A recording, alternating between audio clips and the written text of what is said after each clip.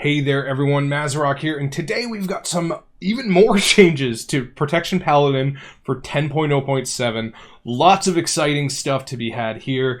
This video is going to be a little bit shorter than the last Protection Paladin one, which again, I do apologize for the audio issues. The 10.0.7 PTR has not been treating me kindly in terms of stuff, really, especially when it comes to audio. I have everything just straight up muted. It's all fixed, and I do apologize for that previous blunder.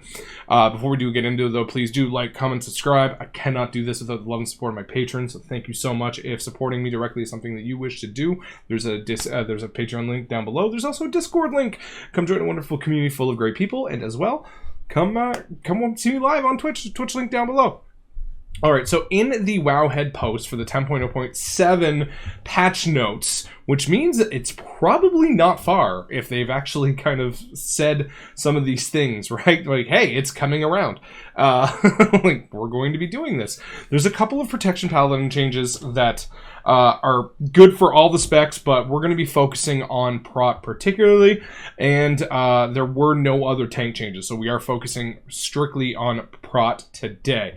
So Eye of Tyr was moved, Inmost Light was moved down as well. A couple of positioning, things like that, where things have kind of been switched around. Turn Evil and Obduracy were also changed around, which is, you know, nothing game-breaking or huge.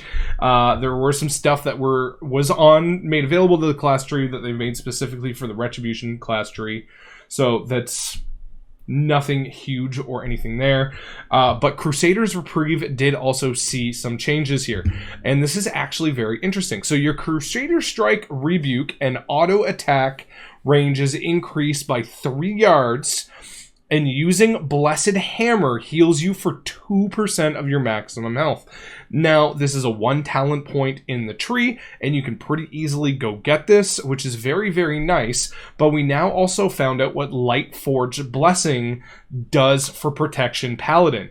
Shield of the Righteous heals you and up to a question mark. Right now it's 0 nearby allies for 2% of your maximum health. So hopefully this is going to be like maybe a little party thing or something, or whatever have you not, instead of just being 0.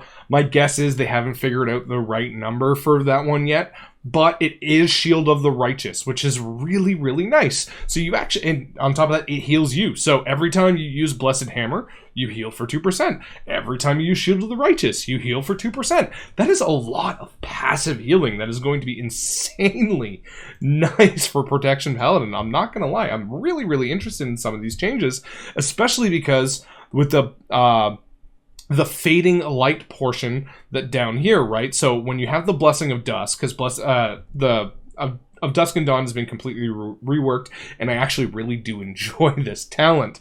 I'm really liking where they're going with this. Your Holy Power generating abilities, Blessed Hammer, Hammer of Wrath, and Judgment are going to give you an absorb shield of 20% of that damage dealt, which is very, very nice. So you're getting a lot of just passive, strong benefits just for you doing your rotation.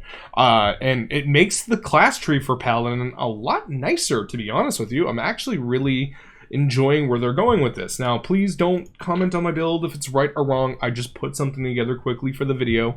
I was kind of testing out where some points go, where things were fun. There is definitely an interesting...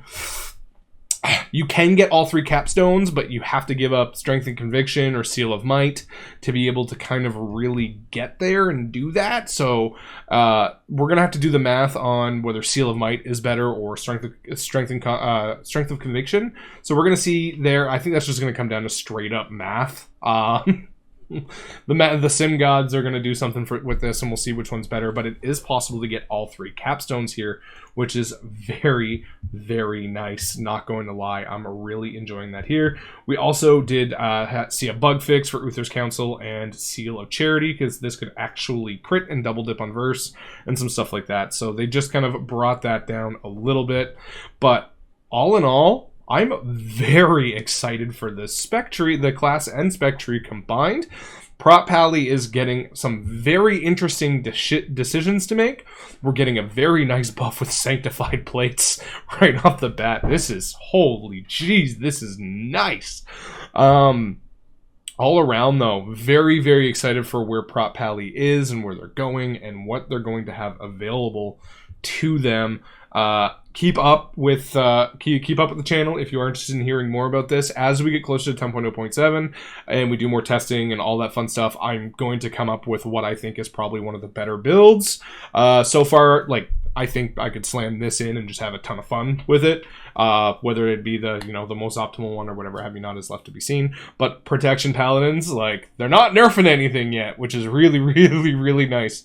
I would be afraid for that, though, because some of these combinations are going to be very, very powerful, and there's a lot of really fun stuff to be had here. So, thank you very much for listening, everyone. Have yourselves a good one, and I hope you guys are excited for Protection Paladin in 10.0.7 as I am. Bye.